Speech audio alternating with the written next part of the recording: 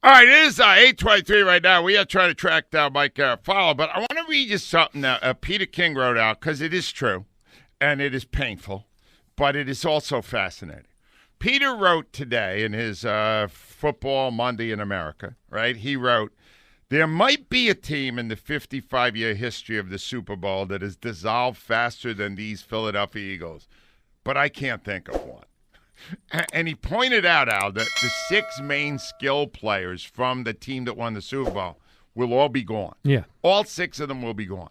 The head coach will be gone. The defensive coordinator will be gone. Yeah. The franchise quarterback, gone. Yeah. Wiped clean in 3 years. Almost unheard of. And I'm going to tell you why, all right? Because they won it. That's why. You understand what's going on right now? Deshaun Jackson got cut this weekend. You know why he got cut out? First of all, he can't stay healthy to save his life. Secondly, they saved about $5 million under the salary cap, right? Malik Jackson's about to get cut. That's going to save them another $6 or $7 million under the salary cap. All the players, Alshon Jeffrey, that's a salary.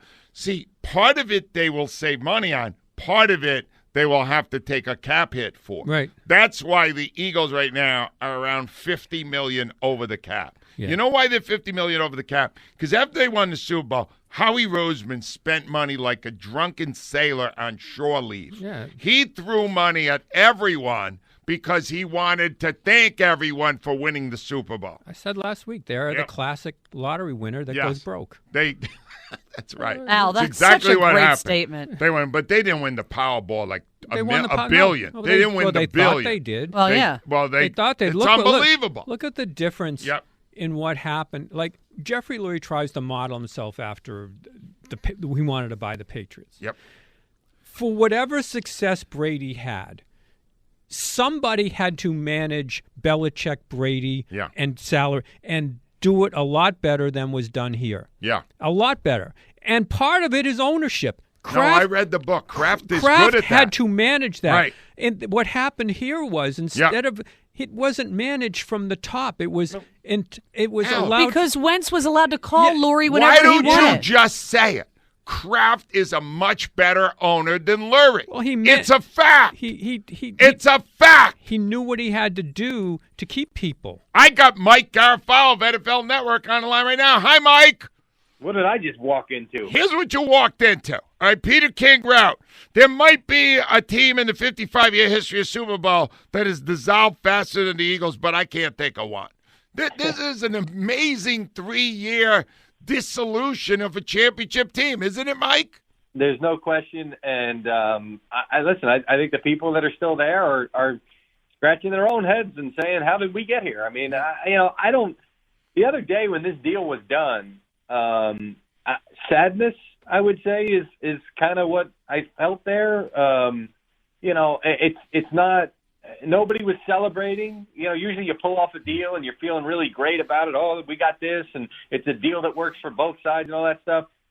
They were not celebrating. They were very upset that this ended the way it did, and now they got to figure out a way back. All right, there are some amazing stories coming out about the last days of Wentz here, Mike. One being that he was not even on speaking terms with the head coach. Have you ever heard of that quarterback head coach not speaking? No, and I don't know how. I mean, listen, were they having dinner together? Was he going home and let me call Doug and just see what he's watching tonight? No, there was none of that. Now, that being said, there was communication. I remember I saw there was communication on the sideline when Wentz was benched. Every time Jalen Hurts came to the sideline, Wentz was in there with all the coaches. If they were having a conference, before a 2-point conversion or during a timeout, he was in there as well. So I don't know that there was zero communication, but yeah, he was upset. He was holding a grudge. And again, it was to more than just Doug. I mean, we talked about it, Ange, when after Doug Peterson got fired, I said there's still feelings toward the organization from Carson Wentz that need to be smoothed over. And if not, he's going to be gone. And they weren't, and he was gone. All right, so let's remove Doug from the equation. The anger then was actually toward Howie? Is that what it was? Howie didn't do enough for Carson? Is that what it was? Yeah, I mean, listen, toward everybody, the drafting of Jalen Hurts was something that he carried with him. And Ange, you asked me, was it overly sensitive for him to react the way he did to the drafting of Jalen Hurts? And my answer was, and I stand by this, it's not overly sensitive because other quarterbacks get affected by it. The difference is, and Peter King made reference to this in his column today, that Jimmy Garafolo spurred Tom Brady to really dig in and prove that he was going to be there longer than Garafolo, and he was. For whatever reason, Carson Wentz went the other way. And when I say for whatever reason, I think there were a multitude of reasons. And now he's going to get the hard reset that he needs if he's ever going to get back to playing the way he did a couple of years ago. All right, but here's where I'm intrigued. All right, so now he goes with the guy that he loved the most as a coach, Frank Reich. All right? Yeah. Is it a guarantee that Reich can fix him? No, of course not. And that's why the Colts kind of tried to protect themselves a little bit with this deal, saying, if we're wrong about this guy, and halfway through the season he's playing the way he did when he got benched by the Eagles, we'll pull the plug on him. It'll stay at a second-round pick, and we never touched our first-round picks, so our first-round picks remain intact. And now if we're right about him, then we gave up a late first-round pick, because if he plays well, we feel our team is good enough, we're going to make the playoffs, and he's going to play well, that it's going to be a late first-round pick, and we didn't give up an even more valuable pick. So, that's the way this one kind of came together. But no, it's no guarantee. I mean, what he needs, what Carson Wentz needs, is to get that confidence back and to just take a breath. And what Frank Reich did with him here is he pumped him up, gave him a lot of positivity, made him feel good about things, and that's what it's going to take. Now, but listen, I go back. I remember times talking to Frank Reich about things that they needed to correct. So it's not like he sat there and just, oh, Carson, you're so great, you're awesome, and all. There is criticism and there is correction that comes with Frank Reich's coaching, but there was a way that he did it that made Wentz accept it, I guess. But Mike, he did it in the first and second years that Carson was here. It appears to me Wentz is way more of a diva now than he was then. I mean, is he going to suddenly become coachable again? He was not that coachable this year. Everybody knows that. You could see it now. Now he goes to another city and suddenly he's the old Carson again? No, I think that, no. I mean, he's not the old Carson again. He's going to have to realize that this is, I don't want to say his last chance, but this is his best chance, right? I mean, he got what he wanted. He wanted this for a team that, the Eagles didn't work with Wentz and his people on this one.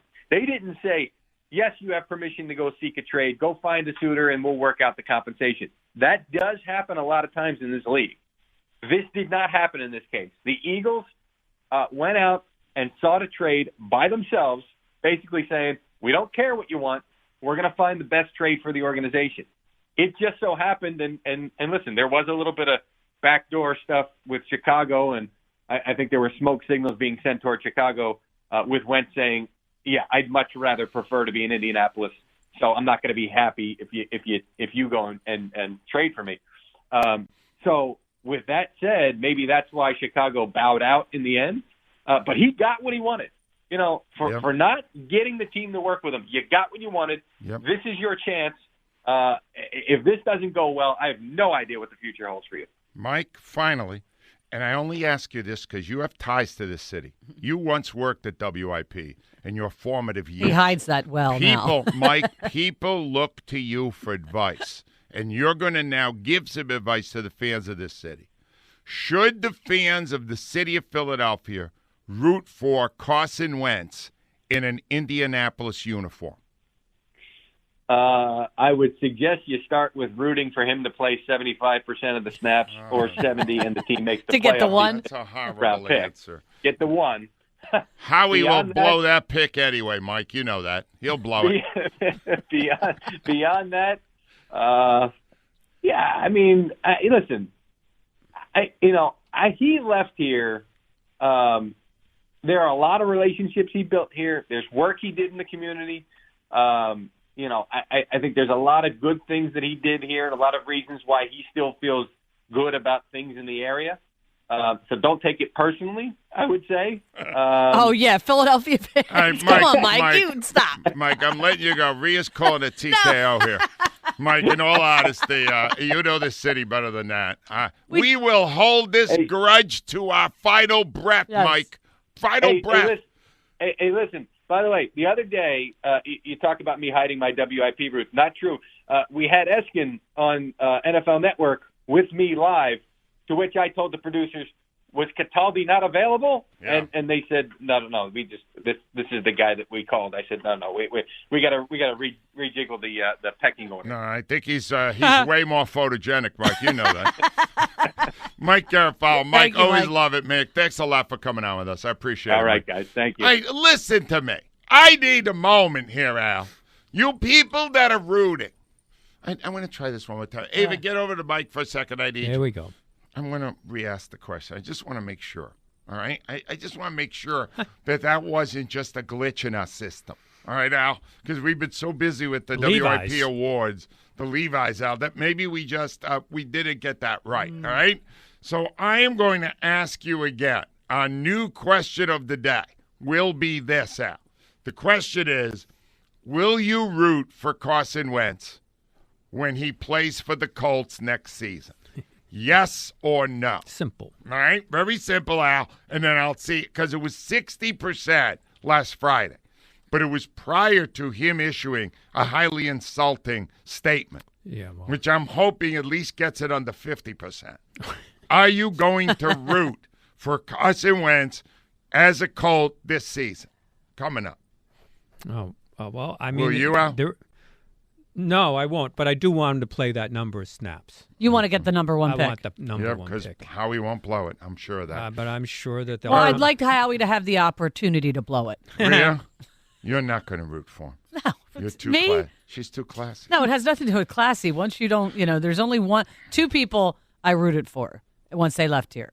That was Brian Dawkins and Charles Barkley. Not bad. And Utley. And no, Utley? I did not. You worshipped at the altar of Saint Utley. That's right.